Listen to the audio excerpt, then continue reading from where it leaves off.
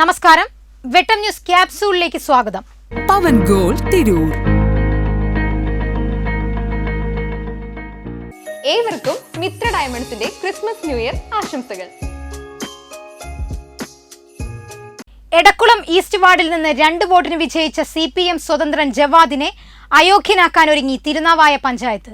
6 മാസത്തെ അവധിയെടുത്ത് വിദേശത്ത് പോയ ജവാദിന്റെ ലീവ് കാലാവധി നവംബർ 30-ന് അവസാനിച്ചത് തെരഞ്ഞെടുപ്പ് കമ്മീഷനെ അറിയിക്കുന്നതോടെ അയോഗ്യത നിലവിൽ വരും. അടുത്ത ബോർഡ് യോഗത്തിലും ജവാദ് പങ്കെടുത്തില്ലെങ്കിൽ അയോഗ്യത കൽപ്പിക്കുന്നതിനുള്ള നടപടികളിലേക്ക് കടക്കുമെന്ന് ഗ്രാമപഞ്ചായത്ത് വൈസ് പ്രസിഡന്റ് മുസ്തഫ കുന്നത്ത് പറഞ്ഞു. ജവാദ്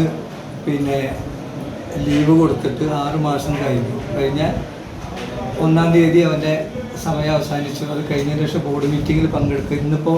ഇന്നത്തെ ഫൈനൽ മീറ്റിംഗ് ആയിരുന്നു. ഇന്ന് പങ്കെടുത്തിട്ടില്ല പുള്ളിപ്പോൾ. ഇന്നിപ്പോൾ ഇലക്ഷൻ കമ്മീഷന് റിപ്പോർട്ട് പോകും. ഇതൊക്കെ മീറ്റിംഗ് കഴിഞ്ഞതിന് ശേഷം സെക്രട്ടറിന് മെയിൽ ചെയ്യാന്ന് പറഞ്ഞിട്ടുണ്ടായിരുന്നു.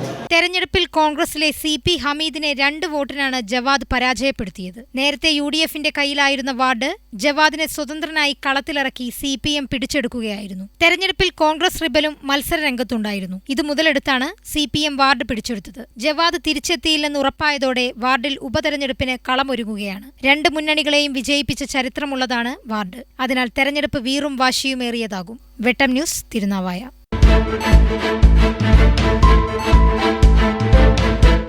എന്റെ ഇഷ്ടങ്ങൾ എന്റെ ഫാമിലിക്ക് അറിയാം.